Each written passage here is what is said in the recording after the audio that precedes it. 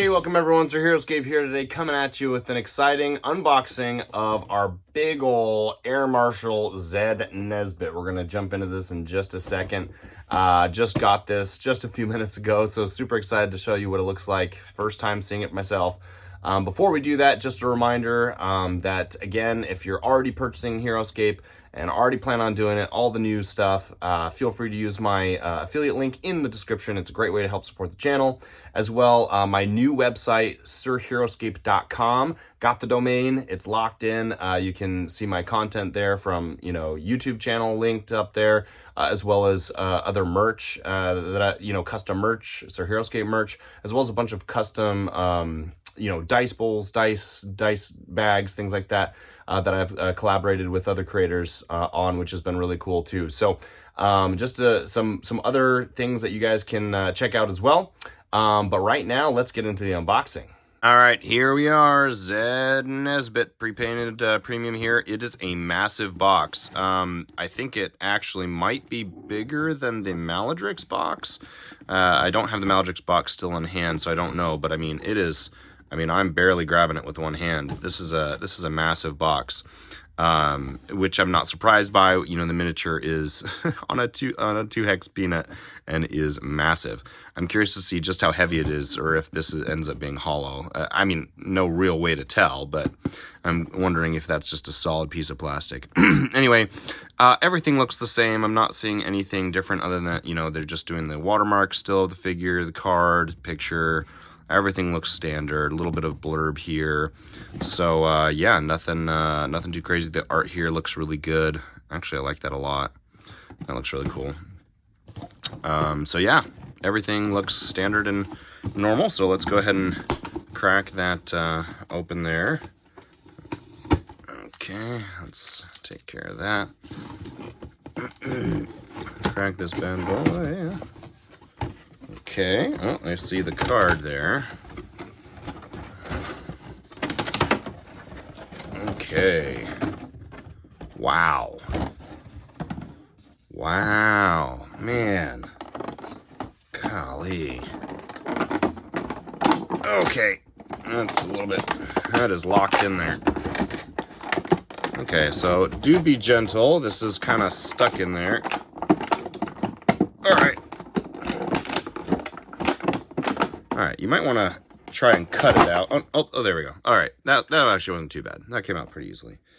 Okay, well, something I noticed for people who have already gotten this is there is a bit of a lean to it, and that does seem to be intentional. Notice how if you hold it kind of straight, it is clearly, it's like banking lean, which, again, it's not a defect. It is intentional. You can tell the way that the rope here is longer. But yeah, anyway, so I did want to take a note of that, whether or not that was something noticeable when I first got it out. Okay, first impressions.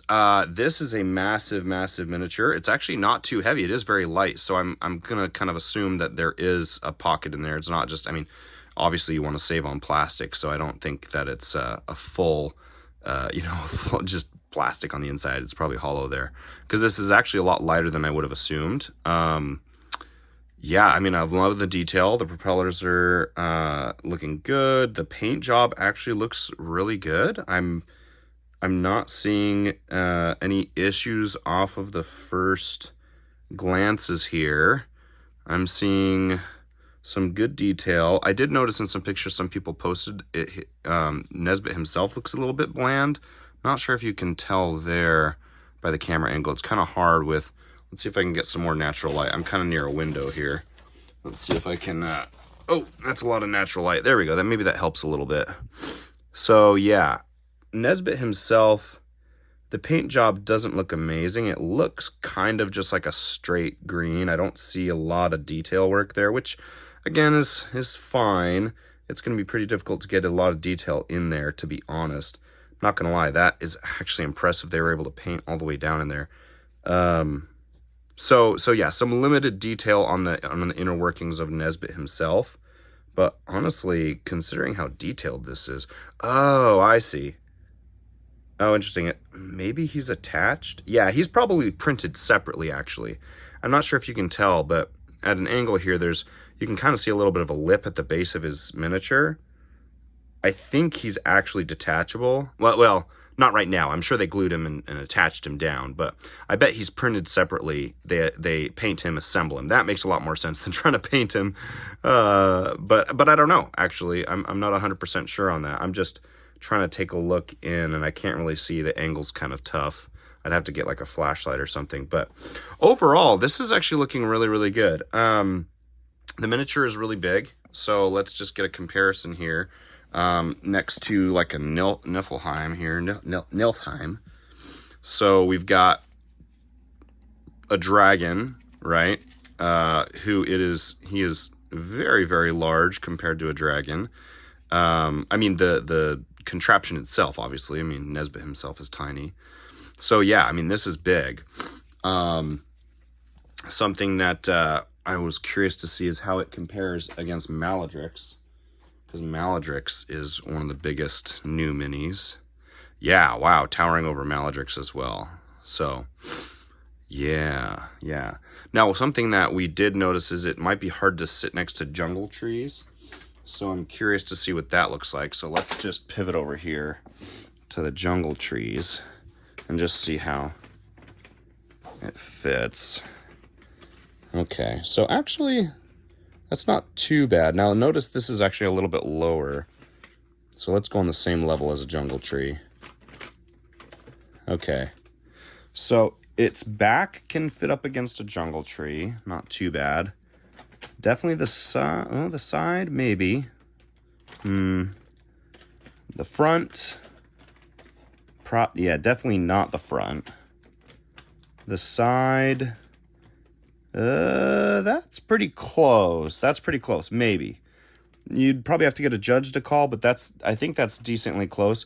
The side slanting upward seems like it can kind of fit. Not sure about the side slanting downwards. Yeah, that seems like a much harder fit for some reason. Not exactly sure why. But the front is a definite no-go. The back does seem to be able to fit, though.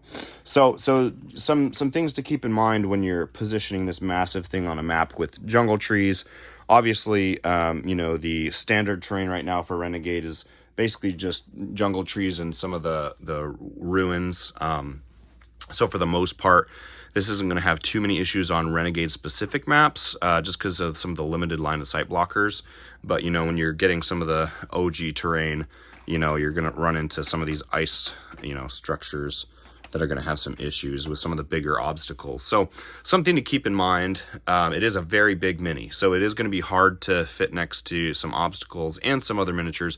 That said, it is nice that this miniature itself, the design has range, right? Range of 6. So, figures that have issues with positioning, having range is a really nice feature because it doesn't mean that you have to be next to other figures. Now, the special ability, the crash landing, is a melee attack, right? Range of 1, attack 5.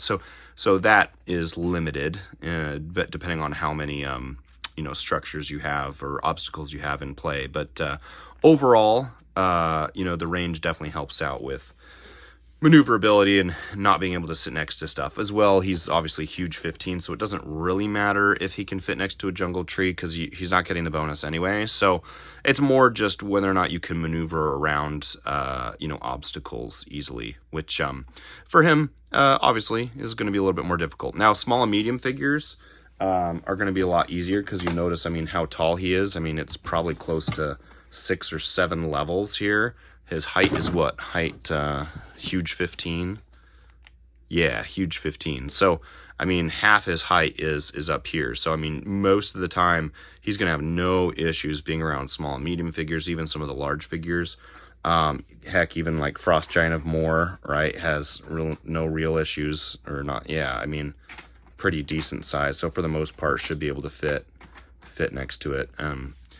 And so that's notable, right? It's more going to be when he's maneuvering around obstacles and other large and huge figures that this is going to become an issue. But yeah, that's basically it. He stands really balanced despite the lean. That was intentional again.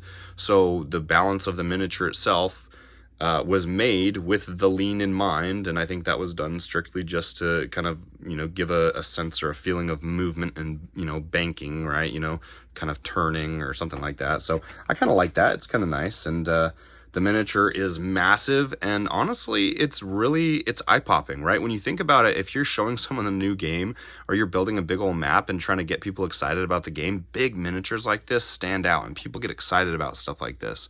So this is a great introduction miniature, I think, to a lot of people who are getting into the game, to just be like, boom, you want a blimp? Boom, there's a blimp, right? You know, you can just be like, there's your dragon, here's my blimp, right? So some really cool stuff you can do there. And anyway, so that is the unboxing. We will cover the specifics of his abilities and kind of the implications of that later. Oh yeah, let's always check. Yeah, look at that. I always love the basic sides. They're so silly. Look at this. This is so crazy. 9 defense. Love it. That's so awesome.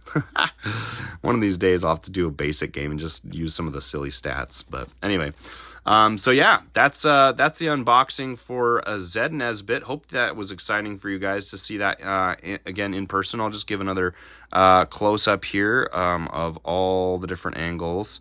The base actually is notable here. This is a new base type. This is not the bendy base that you guys are used to with some of the first wave double hexers. This is a nice hard base. I can't remember the material name. I want to say ABS, but I'm not sure if that's accurate. So correct me if I'm wrong, but this is the correct base material, which is awesome. This miniature would not work with the Wave 1 bases. I can guarantee that. So they did a good job of updating the base hexes for the 2 hexers. This is going to be really solid, really strong structure for the miniature. So anyway, thank you guys for watching that unboxing. Hope you guys enjoy your own Zed Nesbitt, and we will see you guys next time.